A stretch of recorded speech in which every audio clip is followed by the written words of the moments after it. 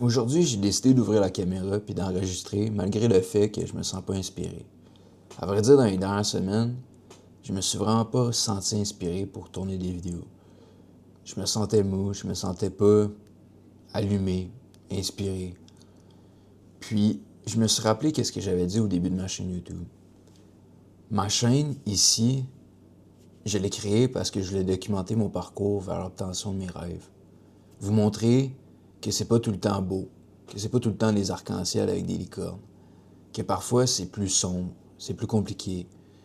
Puis je voulais vraiment utiliser ma chaîne comme espace pour documenter le tout, puis également vous partager des leçons que j'ai ou des apprentissages que je fais.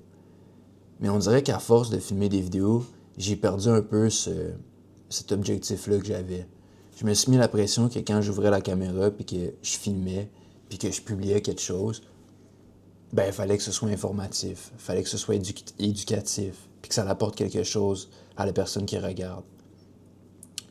Mais, comme j'ai dit, j'ai oublié un peu mon objectif initial, qui était de documenter. À la base, ce que je voulais, c'était documenter, ouvrir la caméra, puis pas mettre la pression sur comment je parle ou sur qu'est-ce que je dis, puis juste parler avec mon cœur. Mais, un peu comme un genre de journal intime, mais au lieu d'écrire, tu le dis à voix haute. Puis je savais que même si pour moi, en filmant, parler, documenter, être genre mis à nu, dans ma tête, je me disais que ça servait à rien, mais je savais qu'à quelque part, quelqu'un allait tomber sur ma vidéo, puis allait vivre quelque chose de semblable à ce que je vivais au moment que j'ai filmé la vidéo, puis que ça allait l'aider.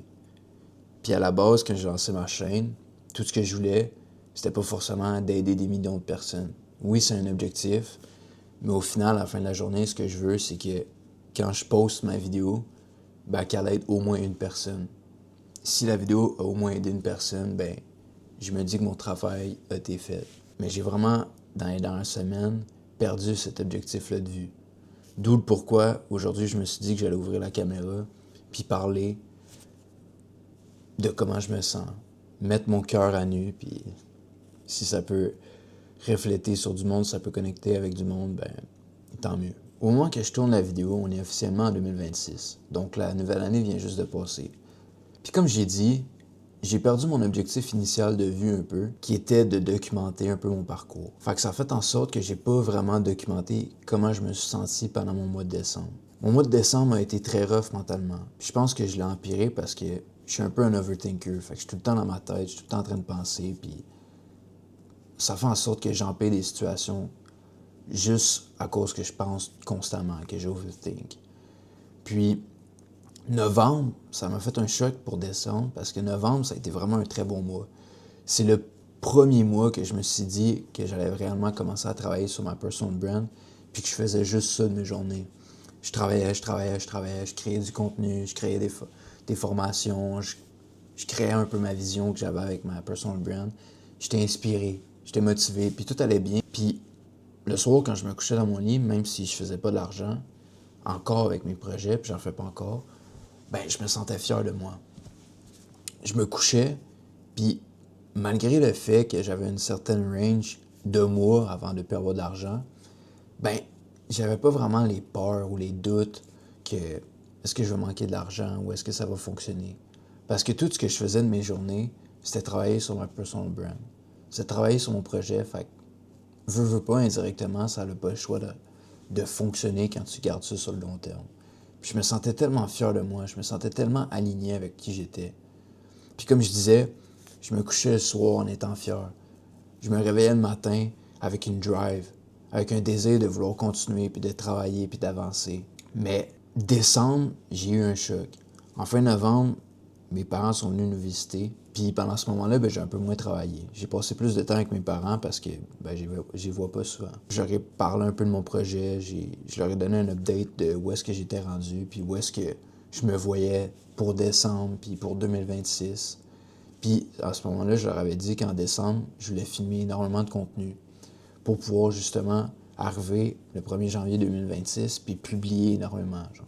Je voulais vraiment augmenter la cadence de contenu que je postais. Puis quand ils sont partis, début décembre, ben je me suis dit, bah, j'ai fini tout ce que j'avais à faire en novembre. Puis là, qu'est-ce qu'il me reste à faire? Ben, c'est de filmer. C'est de créer du contenu. Fait que je me suis dit, vas-y, j'y vais. Fait que je me suis assis sur ma chaise. Puis c'est là que quelque chose a frappé, quelque chose a changé. Je me sentais plus du tout motivé, plus du tout inspiré. Je me sentais quasiment repoussé de vouloir filmer. Je pensais juste à filmer, je pensais juste à ouvrir ma caméra, puis j'étais dégoûté. Ça venait me chercher au plus profond de moi-même, puis j'avais zéro envie de faire de quoi. Tout ce que j'avais envie, c'est de rester couché sur mon divan à rien faire, à scroll sur TikTok ou jouer aux jeux vidéo. Quand pourtant, c'est pas qui je suis. J'aime ça bouger, j'aime ça travailler, je suis quelqu'un d'ambitieux, puis j'aime ça avancer. Mais directement, dès début décembre, on dirait que quelque chose qui était opposé à moi m'a frappé. Puis je me sentais tellement impuissant dans tout ça parce que même si j'avais la volonté d'avancer, même si j'avais la volonté de créer, ben on dirait que mon corps m'en empêchait. Puis je sais pas si c'est quelque chose que j'avais partagé dans une vidéo ou whatever, mais durant 2025, j'ai vécu un burn-out. En début avril 2025, j'ai quitté mon job salarié pour justement commencer à travailler sur mes projets. Puis à ce moment-là, ben j'avais tout planifié mes projets pendant que je travaillais. Fait que j'étais juste rendu à l'étape de chercher des clients. Puis mon plan, en partant de ma job, j'avais beaucoup d'argent de côté. Je vivais chez mes parents, fait que j'avais pas de dépenses, rien. Puis mon plan, c'était de vraiment faire ça à temps plein, faire de la recherche de clients jusqu'à signer un client, puis faire les choses qui viennent par la suite. Mais direct quand j'ai commencé, j'ai comme pogné un coup de fatigue, puis je pouvais pas travailler. Fait que je me suis dit, OK, je vais prendre 2 semaines où est-ce que je fais rien. Je fais juste me reposer, puis après 2 semaines, ben, je commence à neuf, puis je commence réellement à travailler, puis faire ce que je voulais faire initialement. Mais quand j'ai pris mes 2 semaines de repos, je pense qu'au fond de moi, je le savais, mais j'ai plus jamais retravaillé. J'étais tellement épuisé, puis c'est là que j'ai tombé dans un burn-out. Faire la moindre chose qui était d'envoyer un DM à quelqu'un pour faire de la prospection, puis tout, j'étais pas capable. C'est comme si tu me demandais de décrocher la lune. Mais au final, il n'y a rien dans envoyer un DM. Il n'y a rien qui fait peur dans envoyer un DM parce que tu es derrière ton cell, tu écris un message, whatever, un prompt que tu te crées, puis tu envoies un cold DM. Puis des cas, c'est la personne n'ouvre pas ton message ou elle te répond pas ou elle veut pas faire affaire avec toi. Puis des fois, ben, ils répondent de manière ouverte, puis là, tu t'entres dans une discussion, puis whatever.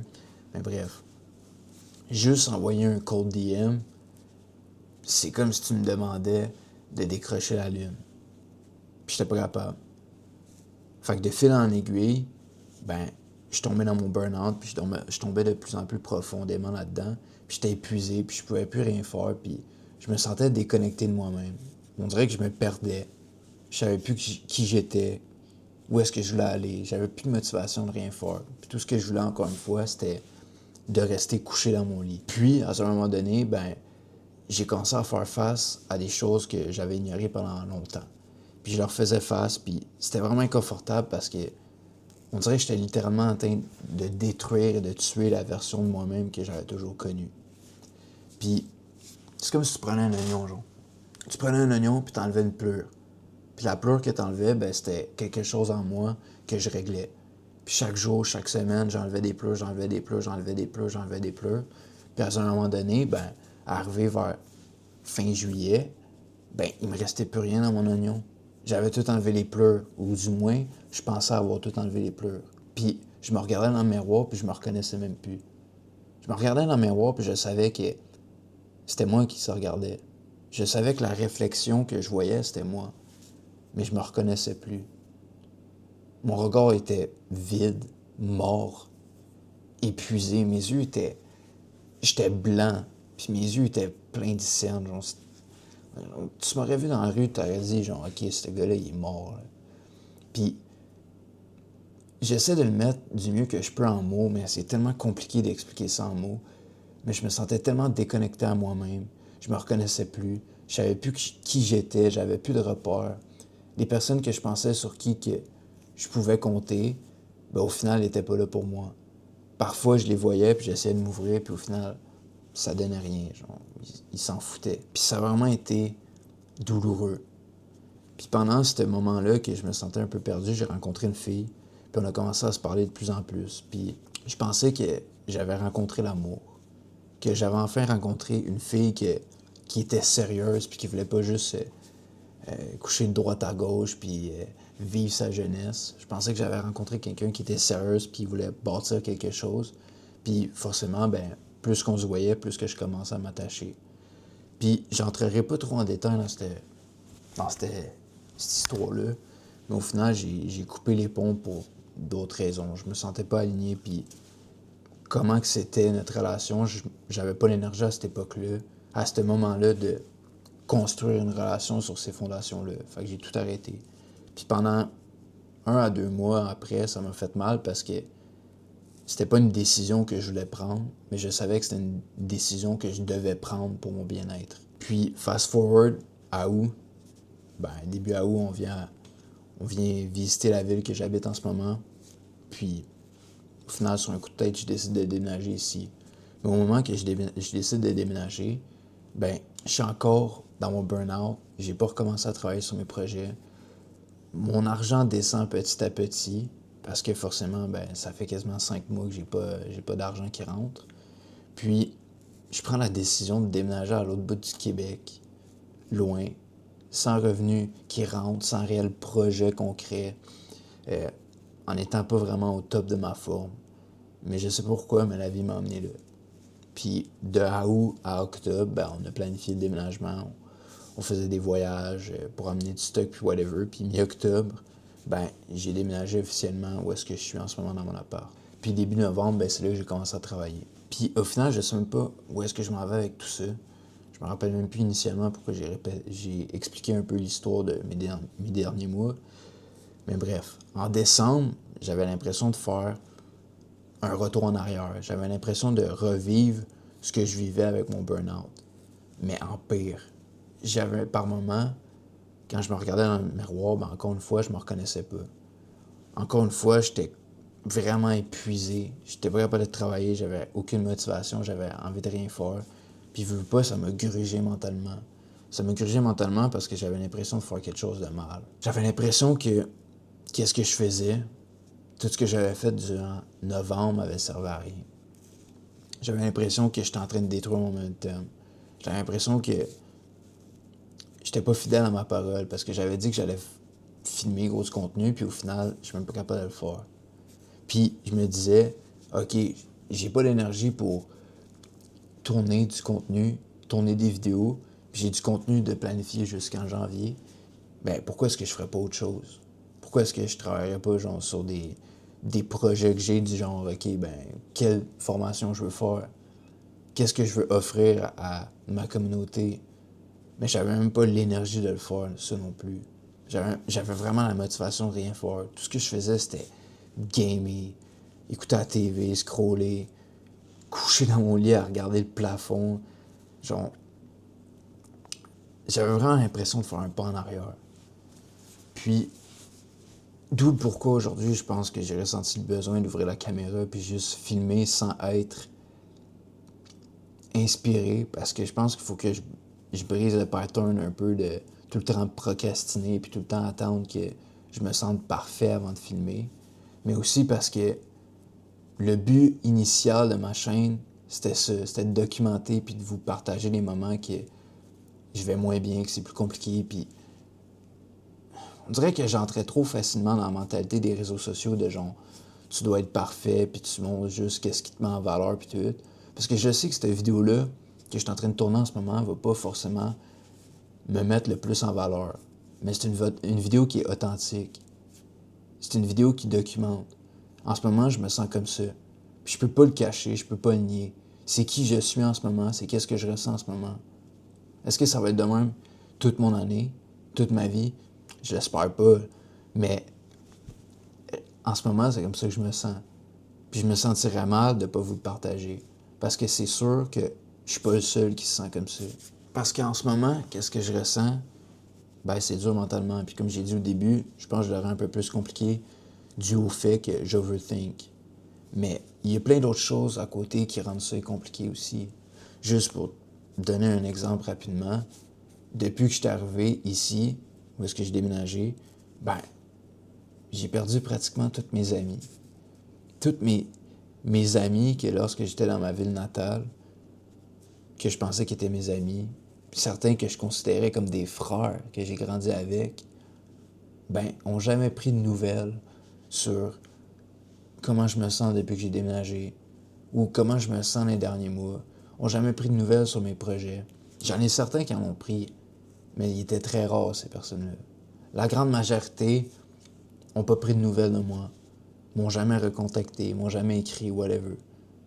Puis, certains diront que je les ai pas perdus, qu'ils vivent seulement leur vie, mais moi, j'aime mieux avoir quelques amis, voire en avoir très peu, mais que ces amis-là soient très fidèles à moi, puis que je sais qu'ils tiennent à moi, qu'ils prennent de mes nouvelles, que ce soit une fois par mois. T'as pas besoin de prendre des nouvelles chaque jour ou chaque semaine, mais fais-le d'une manière qui est un minimum régulière.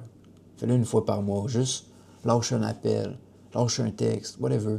Ça prend pas de temps, ça prend pas d'énergie de prendre des nouvelles de quelqu'un qui t'aime. Mais bref, certains diront que je les ai pas perdus, mais moi, je juge comme je les aurais perdus. Parce que des personnes comme ça, j'ai pas envie de les garder dans mon environnement. J'ai pas envie de les garder dans mon entourage.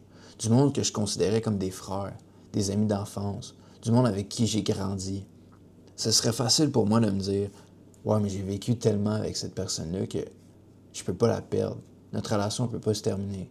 Ça peut pas être réel qu'est-ce qu'elle a fait ou comment qu'elle a agi ou le fait qu'elle ait pas pris de mes nouvelles. » Mais encore une fois, autant que c'est pas quelque chose, une décision que je voulais prendre, mais que je devais prendre, qui était de couper les liens avec eux, ben, il fallait que je le fasse. Comme avec la fille cet été, ben, vient à un certain degré, un certain moment qu'il faut que tu te respectes. Depuis que je suis arrivé ici, depuis que j'ai déménagé, j'ai vraiment compris que parfois, la distance révèle qui tient vraiment à toi. Mais pour fermer la petite parenthèse qui était supposée d'être courte, il y a plein d'autres choses qui font en sorte que le mois de décembre a été compliqué. Puis depuis que novembre est arrivé, ben forcément, je me sens un peu mieux, je remonte un peu la pente, mais je me sens déconnecté de moi-même, je me sens déconnecté de mon corps. J'ai l'impression que mon mental est bruyant, fort, puis je suis pas capable de le baisser ou de le calmer. Puis c'est pas qui je suis habituellement. Habituellement, je médite, je suis en contrôle de moi-même, je suis stable, je suis serein, j'ai confiance en la vie. Même si pour moi, c'est compliqué de faire confiance à la vie, parce que ça me demande de lâcher prise, ça me demande de ne pas avoir de contrôle, ben en général, je suis capable de le faire. Mais en ce moment, je suis pas capable. Je commence à stresser sur toutes sortes de choses, que ce soit sur ma vie amoureuse ou sur ma vie personnelle ou sur ma vie professionnelle. Je me demande si mes projets vont fonctionner avant que j'aie plus d'argent. Je me demande si un jour mes réseaux vont fonctionner, si je vais sortir de la cage des... Sur Instagram, je fais 20 vues, man, c'est dégueulasse. Hein. Puis sur YouTube, je vais faire, je sais pas moi, 100, 200 vues. Sur TikTok, ça change, 100, 200 vues. Mais je me demande si un jour, je vais sortir de ce bassin-là. Parce que c'est décourageant de regarder chaque jour le contenu que tu postes, puis voir que t'as pas les résultats que tu veux forcément. Puis je comprends que je suis au début, mais quand ça fait 2 mois et demi que tu regardes, je sais pas moi, les Reels Instagram que tu postes, puis tu vois que tu fais 20 vues, tabarnak, c'est décourageant. Puis ça te joue dans le mental. Mais il faut que j'apprenne à me déconnecter des résultats. Puis il faut que j'apprenne à mettre le focus sur les choses que je peux contrôler. Ce que je peux contrôler, c'est le contenu que je poste. C'est pas les résultats que j'ai, c'est pas les vues que j'ai, c'est pas le nombre de likes que j'ai. Mais bref, la vidéo commence à être longue, faut que je vais arrêter cela. Mais aujourd'hui, c'est ça, je voulais ouvrir la caméra puis filmer, même si je n'étais pas inspiré, puis parler avec le cœur. Parce que initialement, c'était mon objectif avec ma chaîne YouTube, puis je l'ai oublié. Puis je veux me rappeler de cet objectif-là en 2026, puis continuer à le respecter, puis à l'appliquer. Continuer à vous faire des vidéos, documentation, peut-être pas aussi longues chacune d'entre elles, parce qu'à un moment donné, ça fait long à écouter pour vous. Mais ouais, recommencer des vidéos documentatives, où est-ce que je parle de manière nue, authentique. Puis, je veux aussi continuer des vidéos où est-ce que je vous enseigne des choses, où est-ce que je vous partage mes leçons, mais je pense que ça va me faire du bien de recommencer des vidéos documentatives. Sur ce, merci de m'écouter. Merci d'être là. Pour les peu d'entre vous qui vont écouter jusqu'à la fin, ben merci. Puis si jamais vous voulez aller plus loin puis travailler avec moi, ben sachez que c'est possible. Puis tous mes liens sont dans ma bio. Que ce soit dans la bio de cette vidéo-là, de ma chaîne YouTube. Puis sur ce, prenez soin de vous, puis souvenez-vous que c'est pas parce que vous passez un moment difficile que ça va durer pour toujours, puis que vous avez moins de valeur. Parce que vous n'êtes pas seul à traverser des moments seuls. Puis je veux que vous gardiez la tête haute. Même si c'est compliqué, même si vous pensez que ça va jamais se terminer, ben un jour ça va se terminer. Un jour vous allez en sortir. Puis vous êtes capable de passer à travers. Croyez en vous, gardez la tête haute. Puis c'était Seb. Merci.